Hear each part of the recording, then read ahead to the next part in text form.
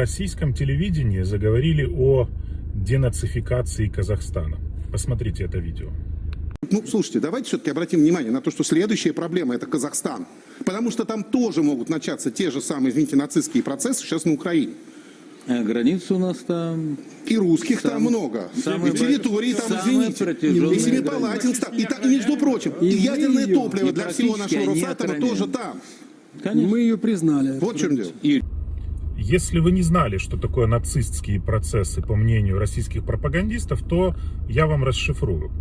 То есть нацистский процесс — это когда казахи хотят сами свободно развиваться, быть независимым государством, коим они являются, кстати, со своей культурой, со своей историей, и не согласовывать свой путь с Россией.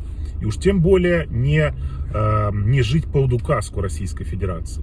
Нацистские процессы — это когда вы отрицаете, что есть одна великая титульная нация, это русские, а все остальные нации должны ее обслуживать, одевать, кормить.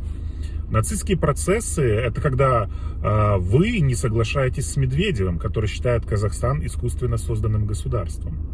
Вот что значит нацистские процессы, по мнению российских пропагандистов. То есть, простыми словами, нацистские процессы — это желание казахов, имея свою глубочайшую историю, свои традиции, свою культуру, желание казахов жить так, как они хотят, а не так, как им будет указывать Российская Федерация.